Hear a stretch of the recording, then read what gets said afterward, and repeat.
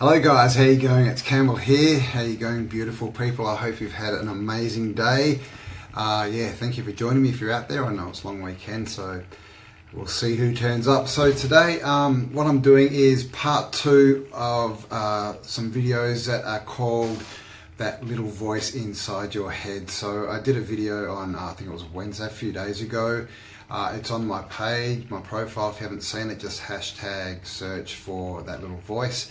And in that we talked about that we have this little voice in our head, and it's not always the nicest voice. It doesn't always give us the best sort of information, because it's not us. This voice is made up of everyone's opinion in society, and as we know, society is innately negative as far as society tries to hold you back and tells you that you shouldn't and that you can't do everything that you want to do, be and have, which of course you can. So we went through a few things, and I ignored the naysayers, and I also went on about you are always right and you should always believe you're right because you are from your perspective. So just to qualify on that, it doesn't mean that you're right for anyone else, you're just right for yourself. So it's not about telling other people that they're wrong and you're right, because that's where everything goes wrong.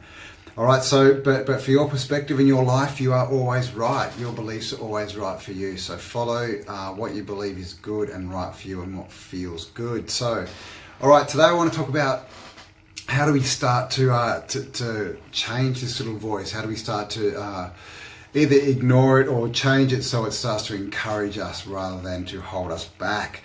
So how do we start to act rather than react is really what it's all about. So basically, all you need to do, guys, is you need to notice your thoughts. Just spend time. It's sort of like the stop and smell the roses quote that we know about. So just take time, slow down and notice your thoughts, and especially when you feel you're frustrated or you get angry. In those kind of moments, really try and stop and think, what is it?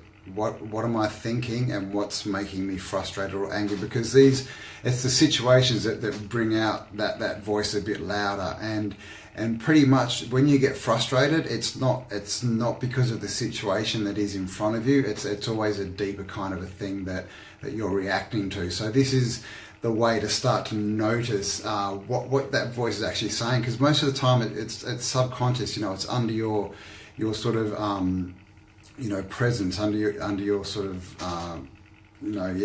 level of sort of feeling and being at that time, because it's what goes on so that you don't have to think about it. This is what happens, so we don't have to think about things obviously as easy as simple as breathing and things, all the body functions.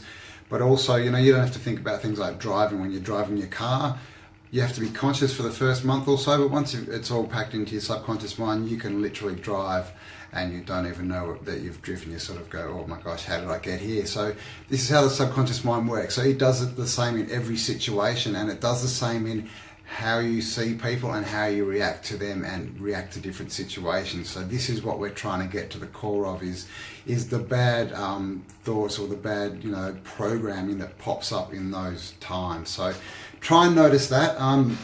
Second point is what situations make you happy.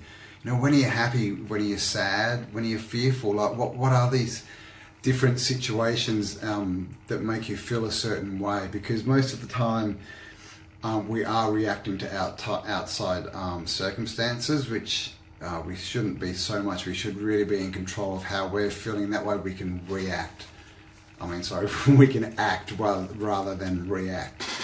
Where do you feel comfortable? What situations do you feel comfortable in? Because these situations are the ones that's the direction you should be heading in, and that the situations that make you feel uncomfortable and fearful are obviously the ones you should be heading away from. So these are all indicators of what's going on in our head.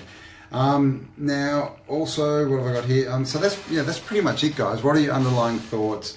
What situations make you react badly, and what situations make you react well?